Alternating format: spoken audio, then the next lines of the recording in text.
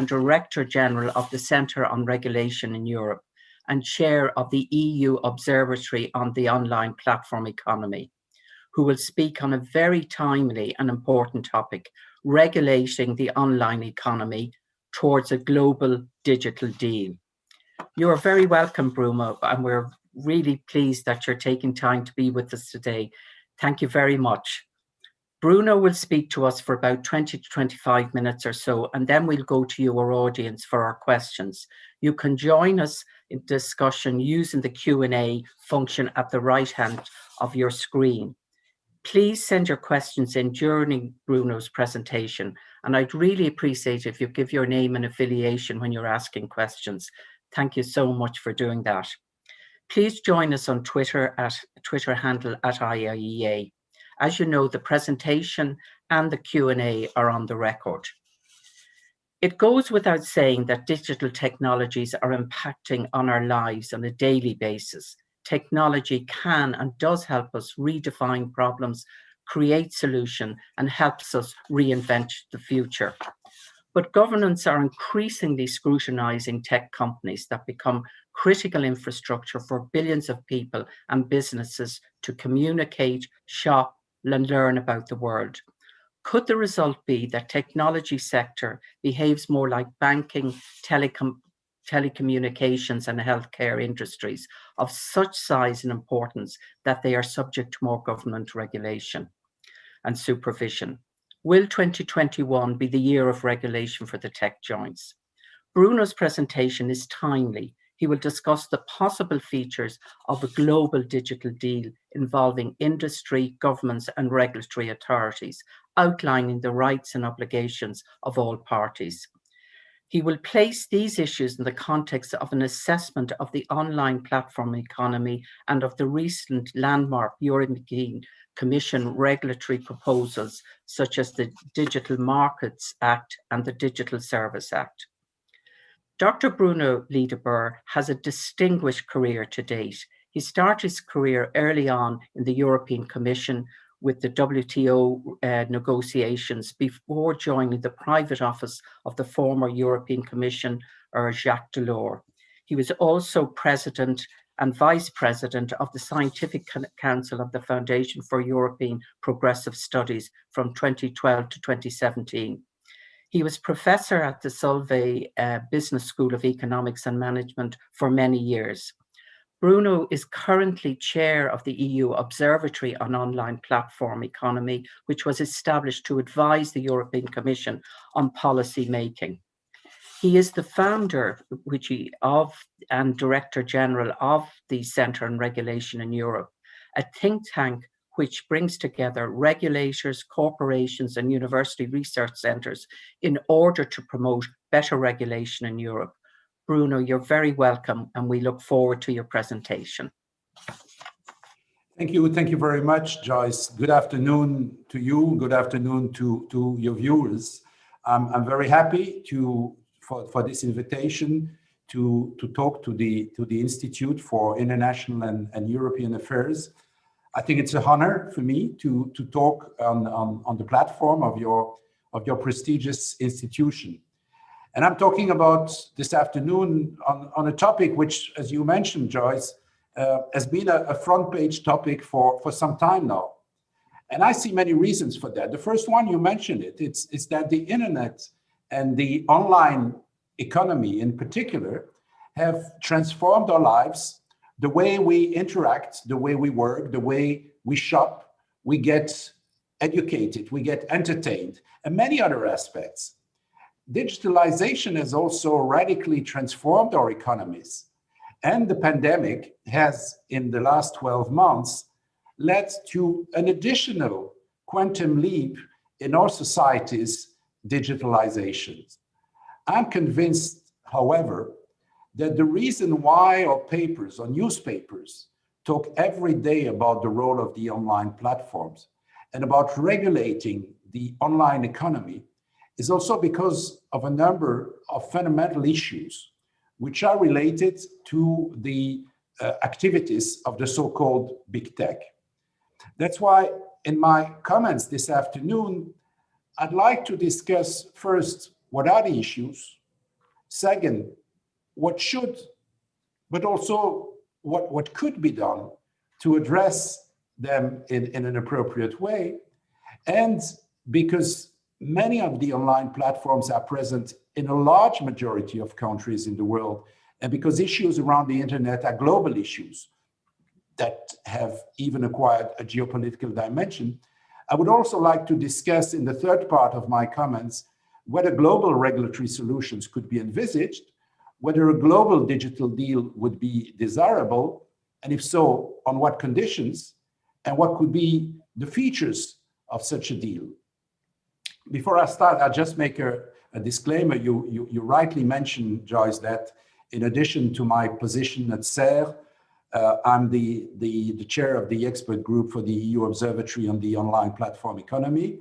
That is correct. I will, however, be talking this afternoon in my own name, and my statements will not commit either the European Commission or the EU Observatory or the Observatory's expert group.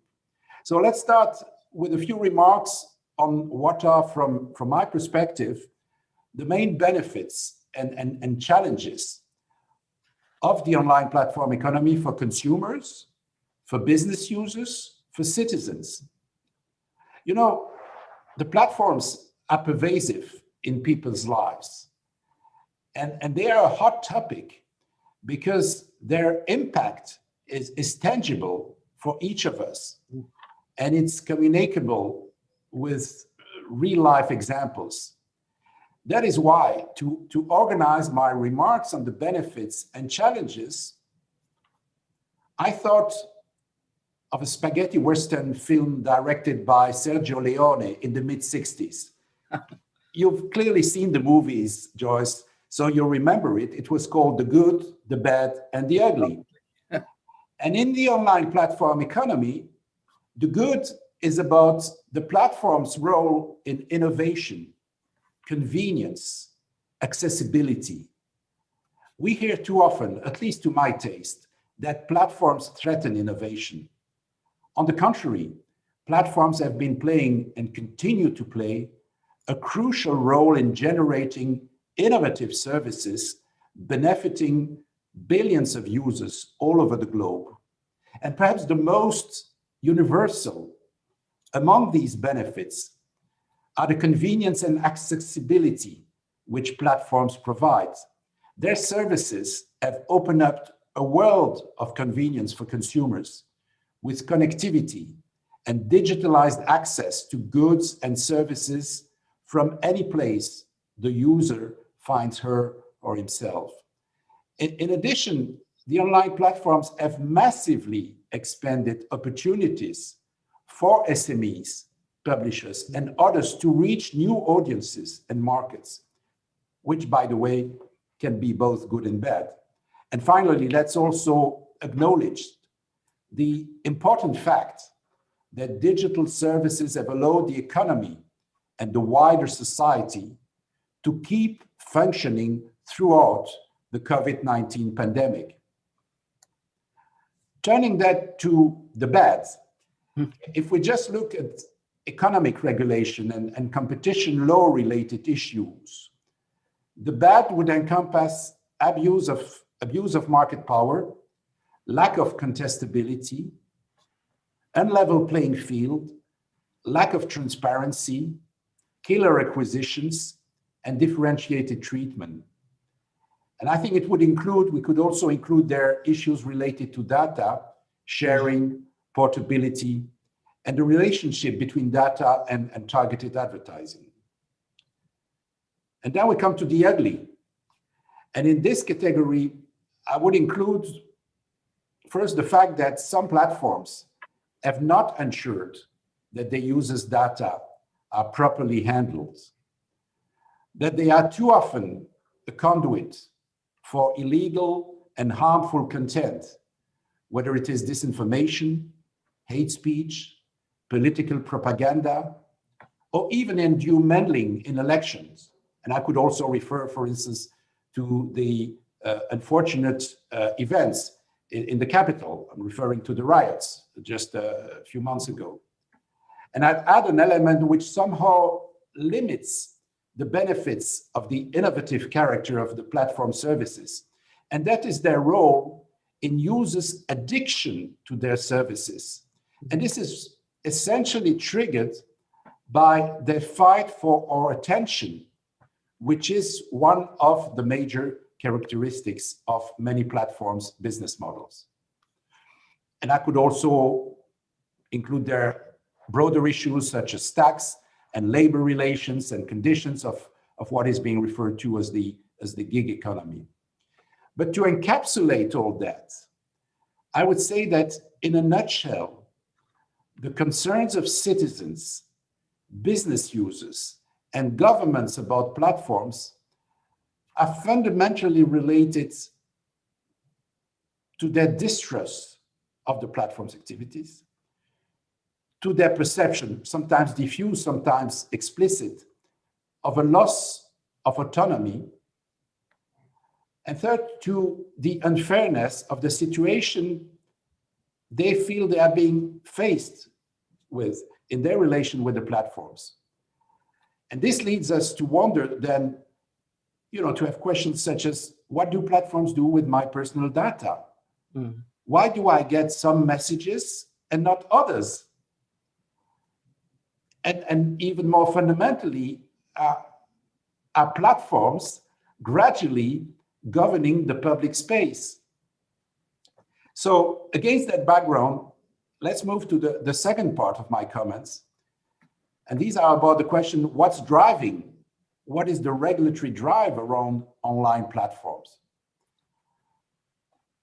And I think that part of the answer lies in the needs to provide clarity for businesses, for the courts, etc., and also to assign clear mandates and clear responsibilities.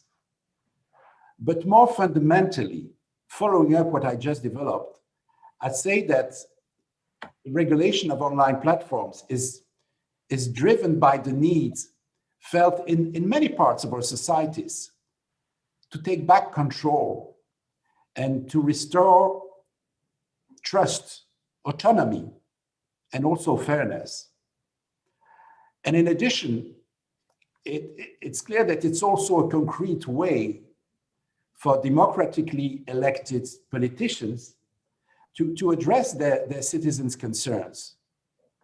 And as such, these drivers bring opportunities, clarity of objective and messaging around why regulation is being introduced, but they also do generate risks.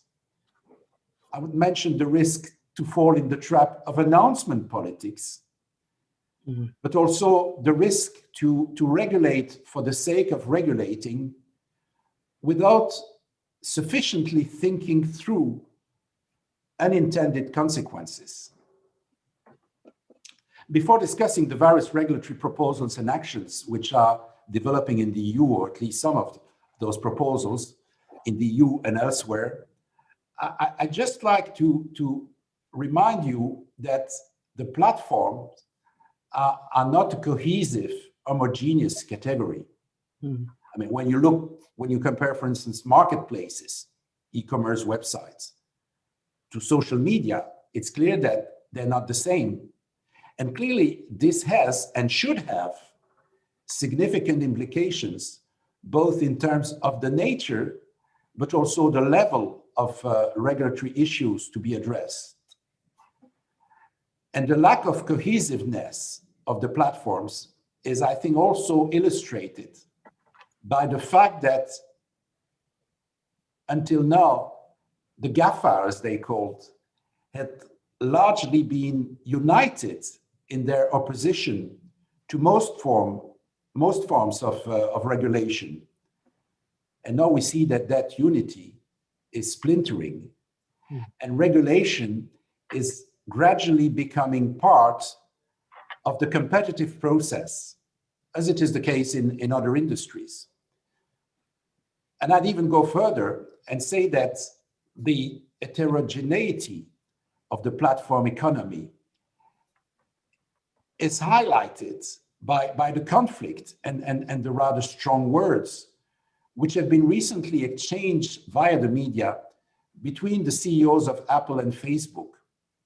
And I think that that conflict is very significant, precisely because it spotlights something broader than just a fight between competitors. I think that what is really at stake are fundamentally different visions of the internet and of the future of the internet. If you take on the one hand, Facebook and perhaps to a large extent also Google, their business model is about capturing and monetizing users' attention on every possible device and platform. Now, if you look at the Apple's model, it's very different. It's to draw users to its own hardware-centric universe. And then if you see that, you understand why Apple can emphasize its privacy focus and highlight the opposition of that model with a vision of, shall I say, more radical openness, where privacy protection would not anymore be a social norm, because that's basically what was the starting point of some of the big platforms users, if I think of Facebook. And this is the rationale for free services supported by targeted advertising. So coming back to the regulatory response, there are three main broad series of issues which are addressed by governments and regulators. The first one is everything around competitive markets reform. And there the objective is to ensure fair and open digital markets, which are kept contestable. And by that, I mean which allow entry to existing, new, and emerging players. Then you have a second category, which are the rules on e-commerce and online content, and more broadly on the regulation of the platform's conduct. Until now, it's a fact that we have largely relied upon self-regulation by the platforms themselves to do this. And we've come to the conclusion that this may not necessarily be the answer. And this is why regulators come up with rules to secure, just to take an example, online platforms' responsibility in content governance. And by that, we mean that they quickly and proactively detect, remove, and prevent the reappearance of illegal and to some extent also harmful content online. And then you have a third category of issues which are being regulated. And I would say that these fall within the category of consumer protection regulation. And this is designed to protect users who interact with dominant platforms. And privacy legislation is part of that category. It aims ensuring that the platforms guarantee confidentiality and security for the huge amounts of users' data that they have access to. And mutatis mutandis, the platform to business regulation pursues similar objectives, but in this case, to protect SMEs. So, Joyce, regulators are circling. They're circling all over the world. And the EU is in the lead because of, I would say, sensitivities around the technology's impact on fundamental values. And building on the digital single market rules, the centerpiece offerings from the current Commission College are two proposals which have been published last December, and they deal with, on the one hand, they consist in a Digital Markets Act and on the other hand, a Digital Services Act. But both pieces are driven by the same rationale, which Executive Vice President Margaret Vestager clearly outlines. With size and power comes responsibility, she said. And I think this is fundamental. Both sets of proposals aim to ensure that platforms behave fairly and create a competitive and safe environment for their consumer and business customers. And I'll just say a few words on each of the two proposals. The DMA in particular represents a new way of regulating in the digital sector, as it looks to level the playing field with an ex-ante approach, or regulating in anticipation of any further issues, basically. And with this, the Commission is reacting to a rather long-standing concern that the competition law framework is too slow to keep up with the fast pace of innovation in the online economy. And then you have the DSA, and the DSA proposal focuses on plugging in legal gaps to provide certainty across the e-commerce and contents part of the platform economy.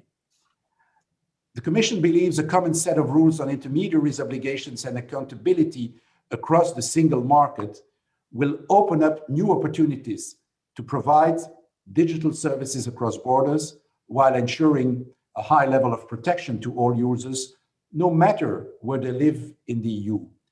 And protection encompasses questions of security, quality, safety, trust, as well as fair competition. So basically, we could say that the DSA aims at enhancing platforms' liability and also rebalancing relations between users and platforms in favor of users. Personally, I believe in making things simple. What is illegal offline should also be illegal online. And I would add that clearly, to find appropriate solution to all the issues at stakes, this will require determined will and determined action on behalf of all parties involved, and we may come back to that. I said we have we have also other initiatives on data governance, democracy, audiovisual media services, which complete the two pieces that I mentioned. And all these proposals aim to further embed a coherent, value-based approach to the platform economy. So that's for the EU. And I said it's certainly in the lead for now, but member states are pushing, and they're pushing in the union's back through autonomous action. You see that in France, you see that in Germany, and clearly this is something which the Commission has to take care of to make sure that all those different initiatives will clearly fit in the EU framework. But Europe is not the only one. The other countries are catching up, and they're catching up fast. The UK has got its own approach, and I could come back to it if people want in the Q&A. I would say a few words though on the US. In the US, you have investigations going on by 48 state attorney generals, by the Federal Trade Commission, by the Justice Department. You have in addition more than 20 proposals to update Section 230, which has surfaced on the Hill, originated from both sides of the aisle. Section 230 is the law that protects online platforms from being held liable for things users say on them. And it touches on everything from election integrity to online social media bias, etc. In Australia, we also see action taking place. Australia is now vocalizing what it sees as a lacuna in not having the copyright regime Europe put in place with its digital single market reforms. And it's finalizing a specific news media bargaining code to address level playing field issues between platforms and publishers. And again, if there is an interest to comment more on what's going on there, I'll be happy to do so in the Q&A. And finally, China. China is an important digital player. China is the second home of big tech, and they have opened an antitrust investigation on Alibaba on suspicion of monopolistic practices. And they're clearly willing to control the ambitions of the local big tech groups. And I could go on like that. In India, there's a big privacy push from the Modi administration, etc. But I'd like to come against that background to the third and last part of my comments. And this is a question of a global digital deal. I think it is worthwhile addressing that because like some of the main challenges faced at global level, climate, inequalities, the platforms are also global, with perhaps a special case for China. And I think it's important to talk about the global digital deal also because the need to restore trust, autonomy, and fairness is commonly shared in many parts of the world. I'm personally convinced that it would be beneficial to all parties to engage in a discussion to address jointly these common issues. And this goes beyond the fact that collective action is required because many countries cannot win individually. Such discussion should include defining roles, rights, and obligations for each set of parties. And I'm equally convinced that because of their central role, the platforms have a key part to play in that conversation. We need them around the table. We need them to engage. And at the same time, public authorities must ultimately remain the orchestrator of different actors, different systems, because only they are in charge of maximizing the general interest. And the new global regulatory order that I'm calling for must be shaped in a way that it does not jeopardize either innovation or convenience or connectivity access, but on the contrary, that it enhances these further for the common interest of all. And we need a deal, by the way, both on rules and on enforcement of the rules. Now, you could challenge me and say, well, Bruno, you need two for tango and probably a much larger number for Bamba, that is for a multilateral agreement.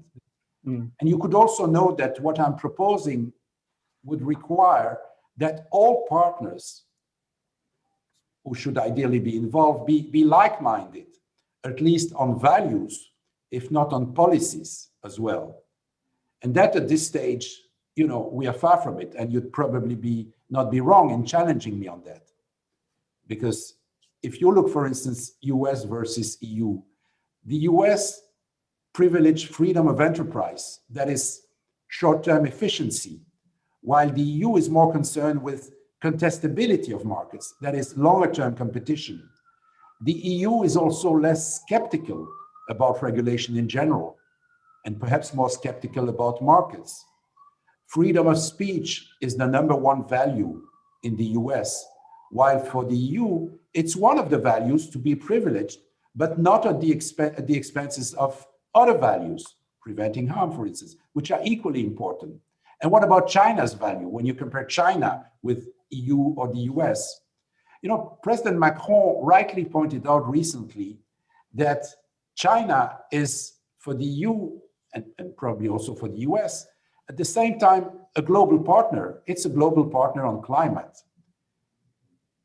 It's a competitor, it's a trade competitor, but it's also fundamentally a systemic rival with very different sets of views on democracy and human rights. Now, could those differences between the EU and its global partners prevent any progress towards a global digital deal? I don't think so. Of course, if the objective is to achieve one single super digital treaty within the framework of the UN or even just the G20, yes, this could legitimately be considered as a rather remote and even unrealistic objective. But in my view, making a number of gradual steps towards increasing bilateral and multilateral cooperation on specific aspects of the digital agenda is not unrealistic. And let me explain why. Even if the EU and the US values are not similarly weighed, the commonality of concerns and challenges should not prevent both parties and the companies based on both sides of the pond from moving forward with, for instance, the Commission's recent proposal on a transatlantic technology and trade council. This forum could be the right place to discuss a common approach to areas like AI regulation, platforms responsibility, or even, as recently suggested by a major US-based tech player, the promotion of global data flows. On taxation, which is another important item of the global agenda, it's in the platform's interest that the ongoing discussions on a digital tax within the OECD framework eventually leads to an agreement on a unified system.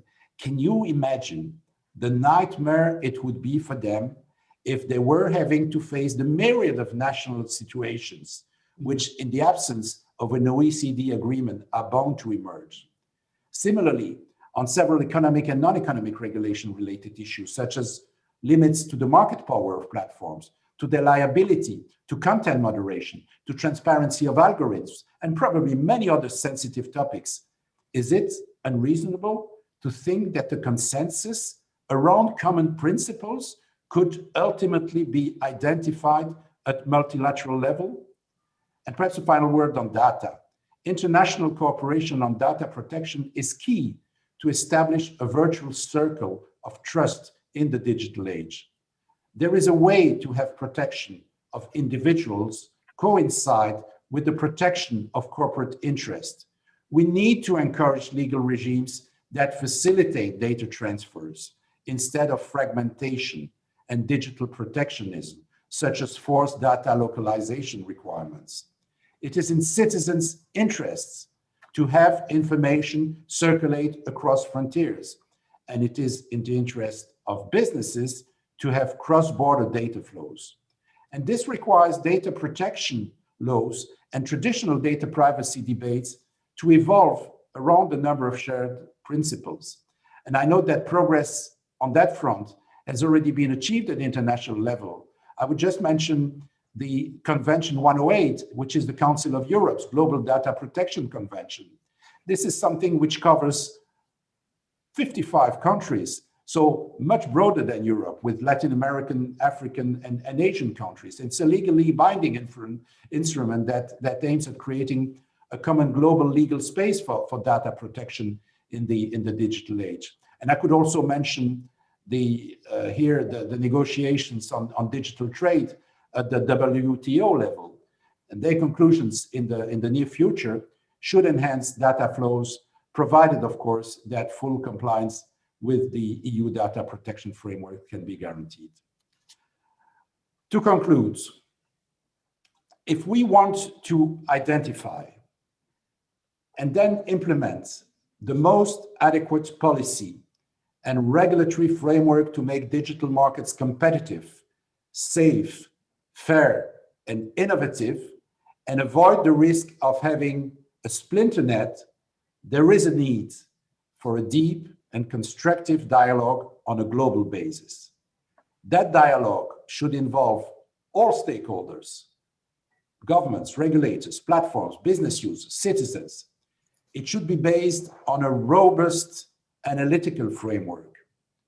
It should overcome the traditional silo approach in our policy development and regulatory processes. It should acknowledge the regulatory implications of the variety of business models in the online economy. And it should be setting clearly each party's respective rights and obligations. And I think that in a realistic scenario, a global digital deal could take the form of a series of issue-specific bilateral and multilateral agreements between the EU, third country partners, and the economic agents involved. And this will necessarily be a gradual process, but it has to be initiated now. And I'm convinced that my proposals should contribute to implement Europe's determination to acquire strategic autonomy, which this Commission has been rightly advocating in the last year. Europe has often been a role model in regulation. That's the so-called Brussels effect. A number of regulatory developments originated in the EU have paved the way to similar rules elsewhere in the world. The example of GDPR is well known. Now, one of the features of our approach, of the EU approach to regulation, is its coherence and its value-based dimension. In Europe, regulation is an essential pillar of our democratic architecture. It's a tool to safeguard the fundamental rights of European citizens. The explicit emphasis on a human-centric approach in the regulation of AI provides another illustration of this. Therefore, the sooner the EU will achieve a unified internal view on the regulatory proposals to address the platform economy challenges, and I'm referring here in particular to the DMA and the DSA, the sooner it will have the leadership necessary to shape global conduct and move closer to its strategic digital autonomy objectives. As it is the case with climate change, a lot of the risks is in global action being too slow and too late. So let's not waste time and let's respond to the needs of urgent solutions. Thank you very much. Thank you so much, Bruno, for that inspirational presentation. I think it was very insightful and extremely clear, because you're able to cover such complex issues, but giving a framework to work through them. I think this goes back maybe to your work in the London School of Economics in terms of your industrial relations. Many years ago. Many years ago, but taking a graduate approach. I think it's very interesting, and we're honored to have you actually present this idea within this framework for a global deal here. We've lots of questions coming in, as you can imagine, and one of the first ones actually is from Peter McClune, who was involved in industrial relations, but is a board member of the IIEA. And he's looking, you've mentioned it, about the current struggle between big tech companies and the Australian government. Do you see that as part of the process, part of defining the issues? The Australian developments are very interesting, and they're very interesting for several reasons. I think we should first clarify that what is taking place was originally a fight between Facebook and Google on the one hand, and Rupert Murdoch's group on the other hand. And Mr. Murdoch's group owns more than 2/3 of the Australian daily newspapers market. And then the conflict was relayed by the government. Now, apart from that, it's clear that there is another issue, and that issue is about having the platforms paying for the content which has been created by traditional media companies. Now, we've been through that in the EU, and sometimes we still face similar issues. But in the EU, the law mandates payment for use of press contents. And this is obviously fundamental, because access to quality news is critical to the well-functioning of our democracies. And perhaps a third remark I would make on that is that when we look at that from a the Australian situation from a global perspective. The fight between the Australian government and Facebook, Google, etc., is equally important,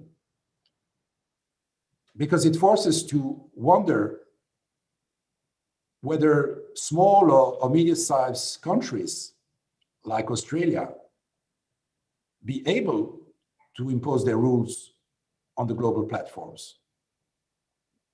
Will the platforms simply be able to boycott smaller nations? And this is a key issue. And this is why I'm obviously a militant of EU-wide and also broader action. Let's be clear, Joyce, Luxembourg would never be able to regulate the tech giants itself, because they would simply leave if they didn't like the rules. Just thinking of an additional point, the situation may be the same with other EU member states with a high dependency on big tax revenues. Yes. They may prefer the EC to regulate on their behalf. And I suppose I don't need to mention any example here. Exactly. Thank you. Thanks, Bruno. We've got a question from Emily Binchy, and she asks, how would you quantify the success of the GDPR in terms of giving back control of personal data to the user? It is often difficult for platform users to identify its tangible benefits.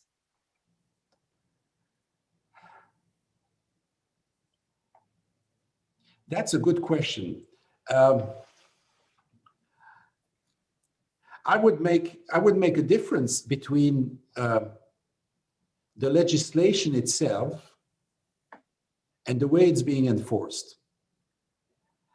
Because I think we have a great legislation, and we have clearly been pioneered in developing it. And as I said, we've been role models. California has been following us, etc., and other parts of the world.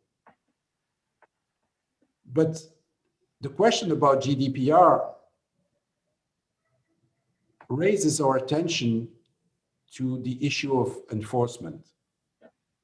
Mm. We could do better in terms of enforcement. When we look at the records of enforcement, EU versus the US, in the area of privacy,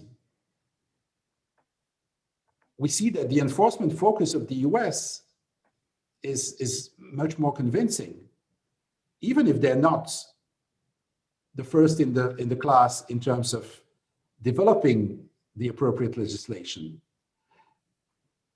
I've seen recently figures showing that the FTC, the Federal Trade Commission, has had since 2018 imposed almost $6 billion in privacy fines, including heavy penalties on some of the largest tech players. Now, do you know that during the same period, despite the fact that we are the pioneers with GDPR, we have just collected less than 300 million euros on privacy fines.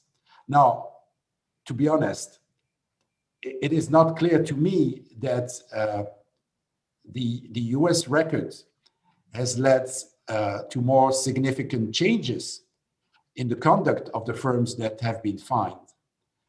But this is why in CERRE, with my colleagues, we have proposals and assessment on the DMA and the DSA. We have made a number of recommendations on oversight, on an ecosystem on oversight. And perhaps I could mention a number of common principles, because I think this is a key part.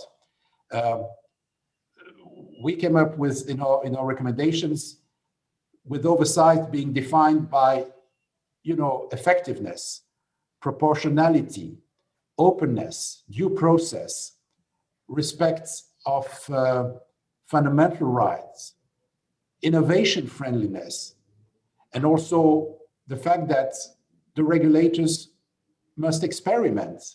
We are on moving sands, so we must have the regulators must have the possibility to experiment, and this should be, of course, implemented by independent regulators. In my country, for instance, today there are still a number of issues around the independence and the accountability of the privacy regulators. And I think this is something where, as I said, we must make progress. Well, Bruno, do you think that the DMA and SNA proposals give that framework? Are you suggesting that that's what's lacking? We think that it's a good start. We see a number of good proposals in the DMA and the DSA, but on implementation, as well as on other aspects of the DMA or the DSA, we say it's a good start, but it's not the end of the process. And I'm sure that within the European Parliament and the Council of Ministers, these proposals will still or can still be improved and amended to address those issues. Yeah, within the normal trilogue process, the classical trilogue process. We've got a question here from Nicholas Suzuki, from the trade advisor at the International Trade Intelligence and associated researcher at the Jacques Delors Institute. And he asked the question, what prospect do you see for the WTO joint statement initiative in electronic commerce becoming the global digital deal that you envisage? I don't know the details of what your view is asking, but I would say that what I've been advocating is clearly is not going to be the result of, as I said, one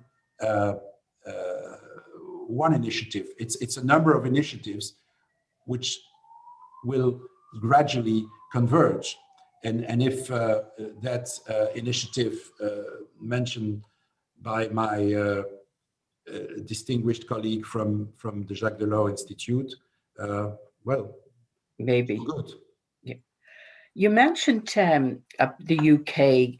Could you briefly outline some differentiating features of the EU and the UK approaches to regulation on the online economy? Yeah, this is interesting because, the UK has long said that it's determined, and the Prime Minister has said that he wanted the UK to be, I quote, the safest place in the world to be online. And simultaneously, hot on the heels of Brexit, the UK, as we know, emphasized that it's open for business. So there's an additional element that UK consumers have been early adopters of new digital innovations in Europe. That is a reality. And I think it is therefore not surprising that the UK's approach for keeping digital markets contestable looks set to focus on high-level principles. And I must say that I share the views of several colleagues of mine who see the UK approach as more nimble because less prescriptive than the DMA, because of this approach based on high-level principles. And I'm also encouraged and seduced to some extent by the UK vision on enforcement, because they they propose and I think it is confirmed now, that they're going to create a new digital markets unit. While, as I said, the issue of enforcement by the Commission of the DMA is still something which is not too clear. Where are, for instance, the 80 or some people who are going to be put in a new unit to deal with this? Are they going to be taken from, etc.? I don't want to enter into details, but there are a number of questions there. I'm not saying criticism, but questions.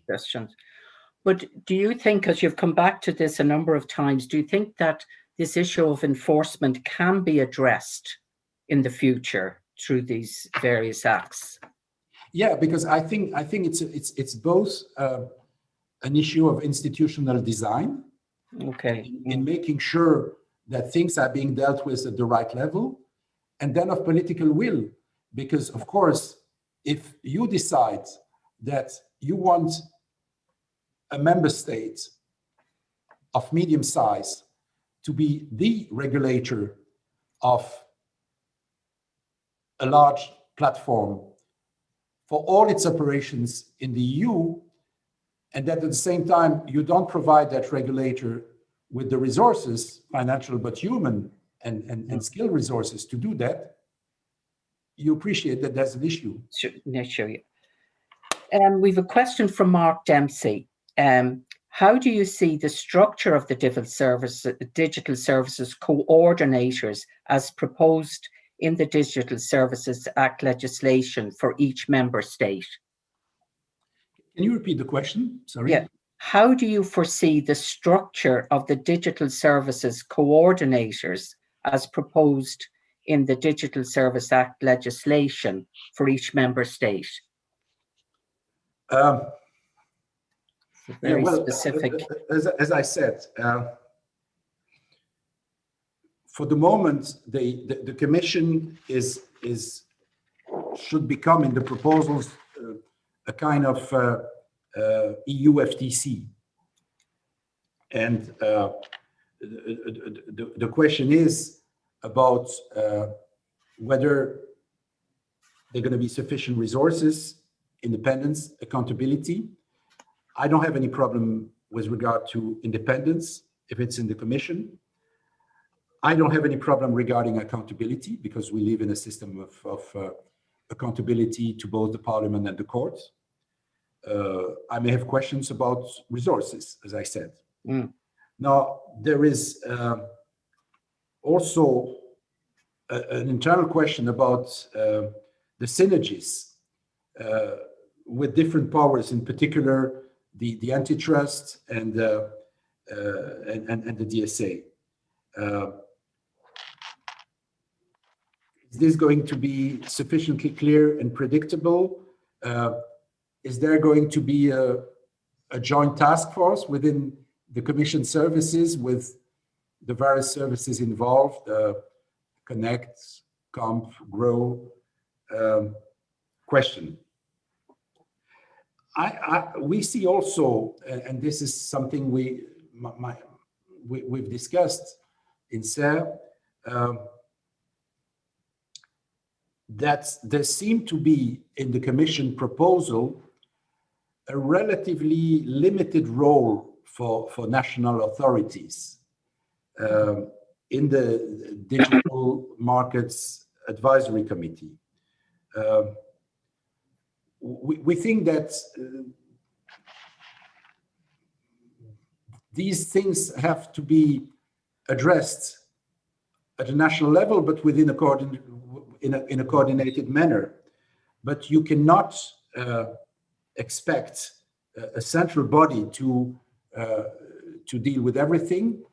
But therefore, if there is a kind of federalization, or this is not the word I should use, decentralization, decentralization, sorry, you know, these are things that I could say 40 years ago, but I can't anymore today. Decentralization, then you must ensure that there will be there will be common ways of, you know, putting up a complaint, putting up measures, what kind of measures, what kind of remedies, what kind of monitoring. So clearly, this Digital Markets Advisory Committee is the place for that to be developed, but not at the expenses of the national authorities' actual responsibilities for dealing with cases. Thanks, Bruno. Now, moving on to another area from Seamus Allen in the IIEA, what are your thoughts on the role of mandatory data sharing requirements as a tool to promote competition?